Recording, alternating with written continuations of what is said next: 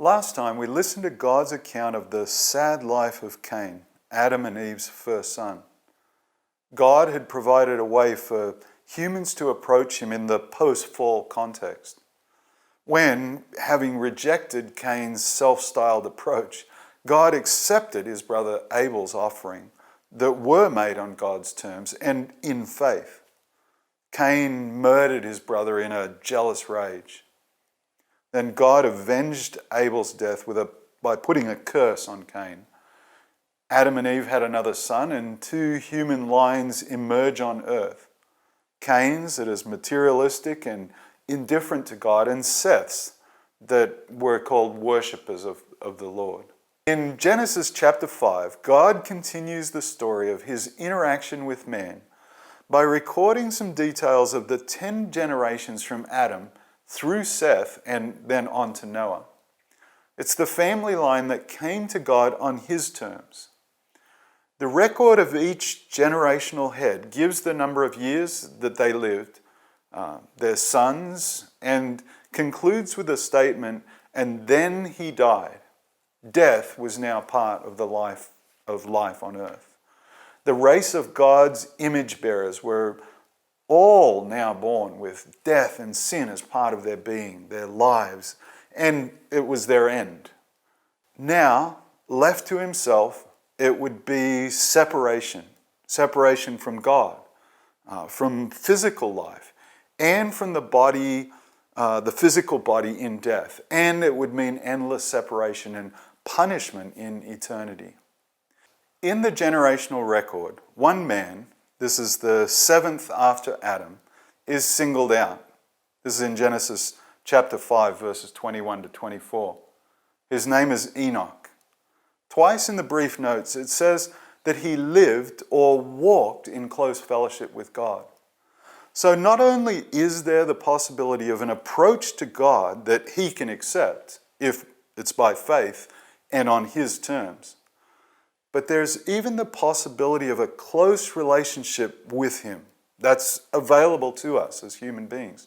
This is an exciting confirmation for us, who were created specifically for that. A later reference in God's narrative sheds more light on Enoch's life and his role of being God's storyteller to the people of his time. He warns them, without effect as it happens, that God would punish them for the evil things that they were saying and doing. And a fascinating mention is made in the narrative of the fact that Enoch did not physically die. It simply states that one day he disappeared because God took him. Okay, we now come to a part of God's story that is no doubt familiar to us. It's often extracted from the overall narrative with the focus put on Noah and the ark, or the life of Noah. But this is, indeed, God's account of who he is, revealed against the backdrop of real-life events in his interaction with man. Already, only 10 generations after the turning away, the fall, almost all the people had no interest in God or fear of his judgment. They are writing their own stories. A later reference in the narrative sheds light and explains that, not at all unlike our culture, they were mainly interested in entertainment, the latest event. They were avoiding boredom, having fun.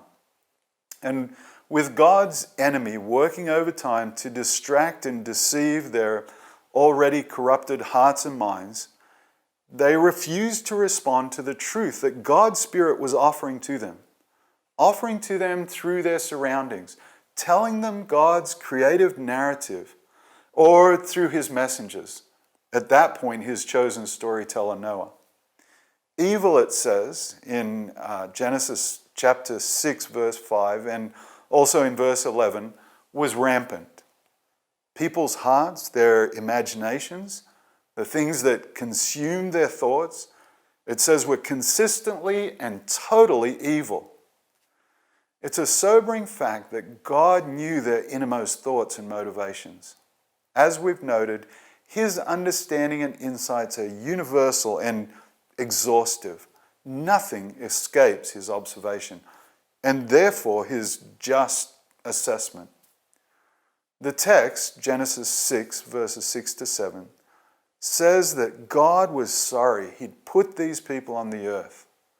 One English version of the narrative puts it that it broke His heart to see what the race of His image bearers had become. God is revealing to us the depth of feeling that leads to His decision that He's going to wipe this human race from the earth and destroy the lesser beings He had originally put under there, that is, under our oversight and care.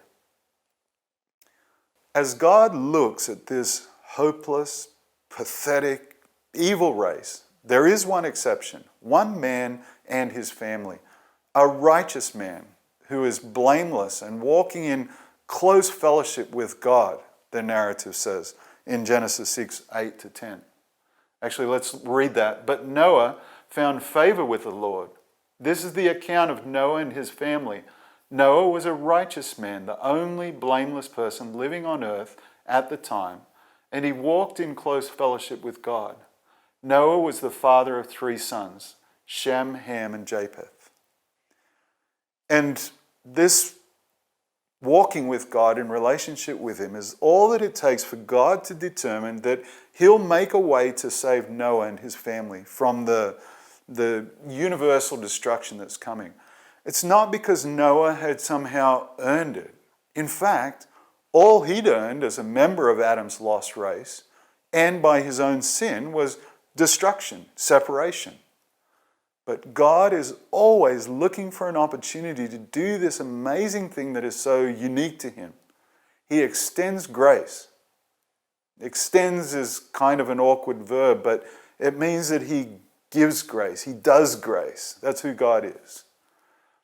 Noah has approached Him by faith, in faith, on God's terms, humbly relating to God in real life ways. And so God gladly, in fact eagerly, graciously puts His plan into place. He tells Noah that a boat is to be built. He gives him very precise dimensions and specs for this boat. He explains that a devastating universal flood is coming that will destroy life and cover the earth. You can read the full account, of course, in Genesis chapter 6, verses 13 to 17. God wants Noah to engage his intellect, to understand, to participate. As we've noted before, God gives real responsibilities with genuine opportunities to be involved in what He's about. There's real work for Noah and no doubt for his sons.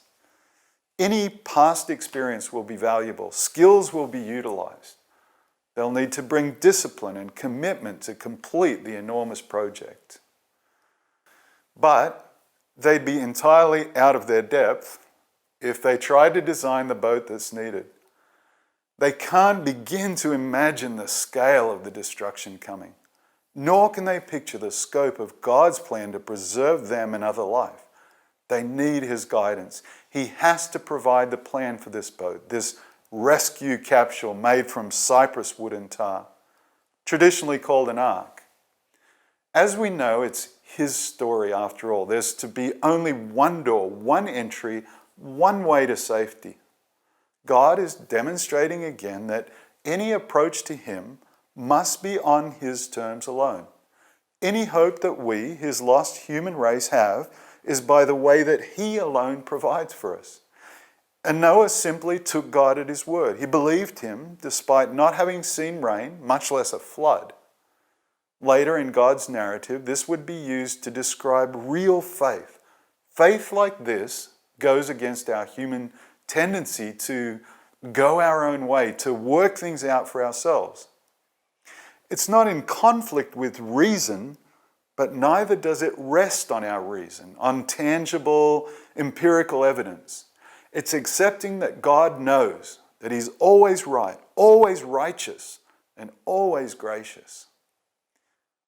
So we know the story. Before it began to rain, a week before, in fact, when God told them it was time, the family entered through that one door and took with them the animals as God had said they should. This is recorded in Genesis 7, verses 4 to 10. Then a small but incredibly significant detail is added. God says that He, the Lord, the personal, caring Father, closed the door behind them, as in Genesis 7, verse 16. He was ensuring their safety personally. He was shutting out the destruction. And when it came, as it did, of course, those outside were shut out from safety. There was no negotiating, no further appeal, no ritual they could perform, no service they could give to God, no prayer they could offer or sacrifice they could make. There was no approach that they could attempt. The time when people could agree with God's assessment of them and their evil, acknowledge their need of Him, and turn to Him for help, in other words, to repent, those days were done. God's grace doesn't ever run out, but His righteousness means that He won't forever overlook sin. It has to be paid for. Justice has to be done, and it was done. God's indignant power was released in the form of water from the sky, from the earth, flooding, swirling down in sheets and torrents, filling, consuming, drowning forests, and digging great canyons in the earth, changing the landscape forever, altering the crust of the planet, laying down layers of sediment, an entire fossil record to be read, or in fact misread, millennia later, until finally everything was covered.